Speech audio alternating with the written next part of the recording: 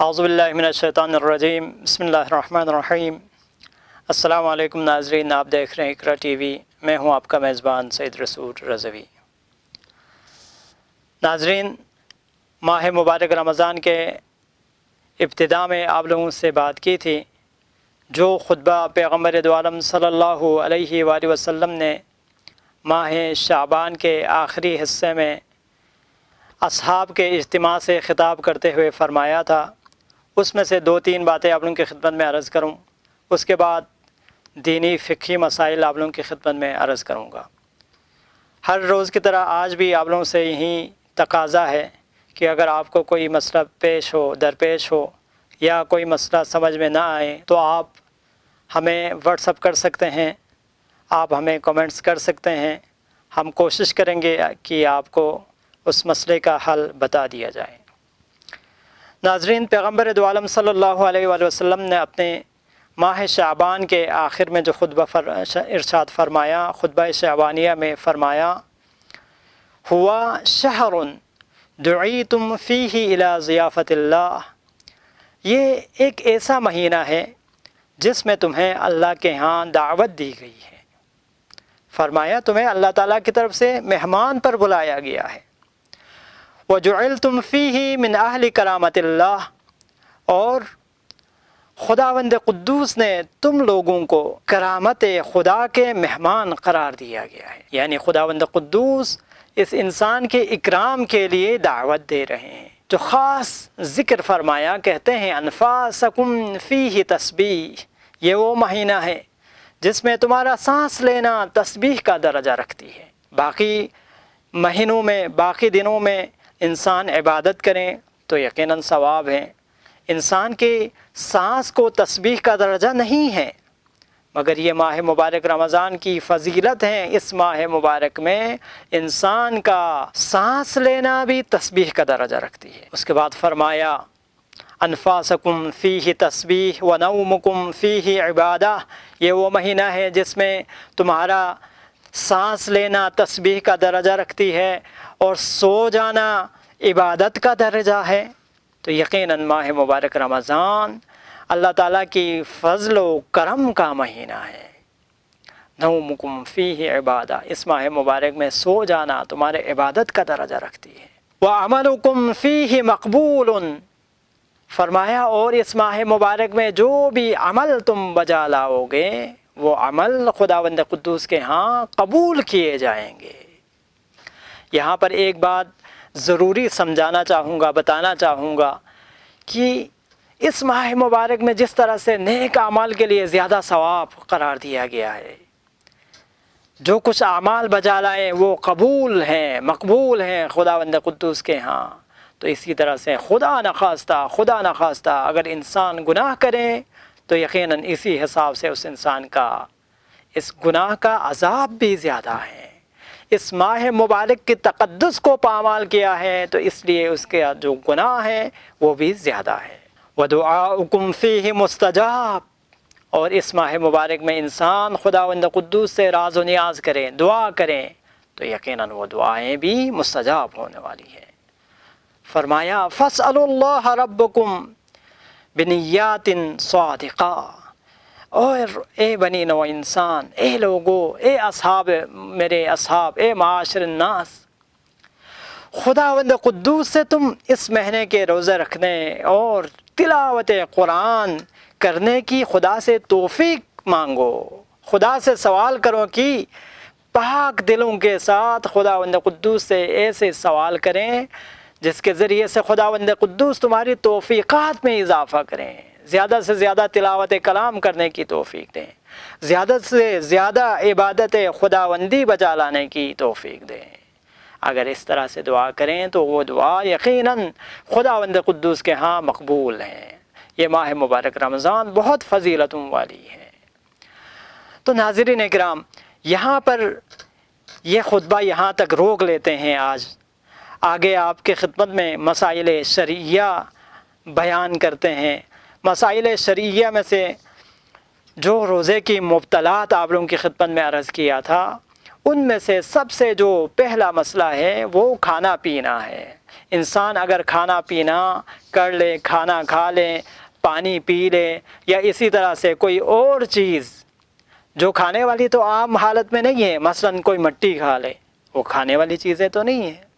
اسی طرح سے کوئی ایسی چیز پی لے جو نارمل حالت میں نہیں پیتے، مثلاً پانی پینے والی چیزیں عام حالت میں پیتے ہیں، مگر انسان کوئی درختوں کا شیرہ پینا شروع کر دیں تو عام حالتوں میں وہ نہیں پیتے۔ تو شریعت مقدسہ کا حکم یہ ہے انسان عام حالت میں جو کھانے والی یا پینے والی چیزیں ہیں وہ استعمال کریں، یا اس کے علاوہ کوئی چیز استعمال کریں، تو ان دونوں صورتوں میں ماہ مبارک رمضان میں روزہ دار شخص اگر کھانے پینے کی چیزیں استعمال کریں تو اس کا روزہ باطل ہو جاتا ہے۔ فرماتے ہیں اگر روزہ دار اس امر کی جانب متوجہ ہوتے ہوئے کہ روزے سے ہیں کہ کوئی چیز جان بوجھ کر کھا لے، یعنی اس کو توجہ بھی ہے کہ میں روزے سے ہوں، اس کے باوجود وہ کوئی چیز کھا لیتا ہے یا کوئی چیز پی لیتا ہے اور اس کو یہ بھی معلوم ہے کہ اس سے روزہ باطل ہو جاتا ہے، تو اس صورت میں شریعت مقدسہ کا حکم یہ ہے کہ اس کا روزہ باطل ہو جاتا ہے۔ اور اسی طرح سے یہ تو صرف جان بوجھ کر کھانے کی بات ہو گئی، اگر غلطی سے یا معلوم نہ ہونے کی وجہ سے کھا پی لے تو اس صورت میں حکم یہ ہے کہ اس کا روزہ باطل نہیں ہوتا۔ اور اسی طرح سے جب روزہ دار کھانا کھا رہا ہو، اگر اسے معلوم ہو جائے کہ صبح ہو گئی ہے، یہ مسئلہ اکثر درپیش آتا ہے کہ انسان کھانا کھا رہا تھا، اتنے میں خبر آئی کہ اذان ہو گئی ہے، تو یہاں پر ایک اور چیز بھی میں ضمناً بیان کرنا چاہتا ہوں، وہ یہ کہ اذان کوئی معیار نہیں ہے۔ مثلاً کوئی شخص اذان 5 منٹ پہلے دیتا ہے، مثلاً فجر کی اذان کوئی 5 منٹ پہلے دیتا ہے، کوئی 5 منٹ بعد دیتا ہے، کوئی 1 منٹ پہلے دیتے ہیں، کوئی 2 منٹ بعد میں دیتے ہیں، اور اسی طرح مغرب کی اذان بھی کوئی بعد میں کوئی پہلے دیتے ہیں، تو آیا اذان شرط ہے یا وقت ہونا شرط ہے؟ تو مجتہدین کا فتویٰ یہ ہے کہ وقت ہونا شرط ہے۔ اذان یعنی استعارتاً ہے کہ انسان یہ سمجھ لے کہ وقت معین یعنی طلوع آفتاب ہوا ہے، فجر کا وقت ہوا ہے، تو اس وقت انسان اذان ہو یا نہ ہو انسان مبتلات-ے-روزہ سے اپنے آپ کو بچائیں، کھانے پینے سے اپنے آپ کو بچائیں، روزہ شروع کر دیں۔ اور اسی طرح سے مغرب کی اذان نہیں ہوئی یعنی مغرب نہیں ہوا اور اذان کی آوازیں آ رہی ہے، تو اس صورت میں بھی انسان پر لازم ہے کہ مغرب ہونے کا انتظار کرے، اذان ہو یا نہ ہو آپ کا روزہ مغرب تک ہونا چاہیے۔ تو مسئلہ یہ ہے کہ اگر صبح ہو گئی ہے، معلوم ہوا کہ کھانا کھا رہا تھا کہ صبح ہو گئی ہے، تو ضروری ہے جو لقمہ اس کے منہ میں ہے وہ بھی اگل دیں، وہ بھی باہر نکال دیں۔ شریعت مقدسہ میں اتنی بھی اجازت نہیں ہے کہ وہ جو منہ میں لقمہ ہے وہ اندر ڈال دے، نگلنے کی اجازت نہیں ہے، وہ لقمہ اگلنا ضروری ہے، باہر نکالنا ضروری ہے۔ اگر جان بوجھ کر وہ لقمہ نگل لیں تو اس کا روزہ باطل ہو جاتا ہے۔ اور اس کے ساتھ ساتھ جو بعد میں کفارے کے مسائل آپ لوگوں کی خدمت میں عرض کروں گا، تو اس صورت میں اگر جان بوجھ کر نگلنے کی صورت میں اس پر روزہ قضا ہونے کے ساتھ ساتھ، روزہ باطل ہونے کے ساتھ ساتھ اس پر قضا اور کفارہ دونوں واجب ہو جاتا ہے۔ تو اس مسئلے پر دقت کرنے کی ضرورت ہے۔ اور اسی طرح سے ایک اور مسئلہ آپ لوگوں کی خدمت میں عرض کروں، اگر روزہ دار غلطی سے کوئی چیز کھا لیں یا پی لے تو اس کا روزہ باطل نہیں ہوتا۔ اور اسی طرح سے انجیکشن یا سرنج وغیرہ لگانے سے بھی روزہ باطل نہیں ہوتا، مگر یہ کہ وہ انجیکشن طاقت کے لیے یا گلوکوز میں اضافہ کے لیے ہو۔ اور اسی طرح سے وہ جو سپرے جس کو انہیلر کہا جاتا ہے، سانس کے دمے کی تکلیف میں مبتلا اشخاص استعمال کرتے ہیں، تو آیت اللہ سستانی کا یہ فتویٰ ہے کہ جو وہ سپرے جو سانس لینے میں تکلیف کے لیے استعمال ہوتا ہے، اگر یہ دوا کو صرف سانس کی نالی تک پہنچائیں تو اس کا روزہ باطل نہیں ہوتا، یعنی صرف اور صرف دوا کو سانس کی نالی تک پہنچاتا ہے۔ یہ معلوم کرنا اس شخص پر لازم ہے کہ وہ سانس کی نالی تک جاتا ہے یا معدے میں چلا جاتا ہے، یا اس کے ڈاکٹر سے پوچھنا پڑے گا۔ تو اگر وہ سانس کی نالی تک پہنچ جائیں تو اس کا روزہ باطل نہیں ہوتا۔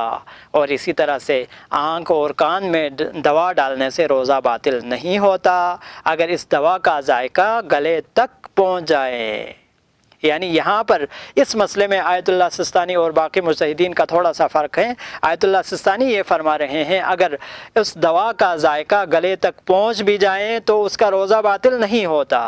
اور اگر ناک میں دوا ڈالی جائے تو اگر وہ حلق تک نہ پہنچے تو اس صورت میں روزہ باطل نہیں ہوتا۔ ناک میں ڈالنے کی صورت میں اگر وہ دوا حلق تک پہنچ جائیں تو اس کا روزہ باطل ہو جاتا ہے۔ تو یہیں پر اکتفا کرتے ہیں، اگلے پروگرام میں انشاءاللہ آپ کی خدمت میں پھر مسائل دینیہ اور خطبہ شعبانیہ لے کر حاضر ہو جاؤں گا۔ تب تک کے لیے اجازت دیجیے، اللہ حافظ۔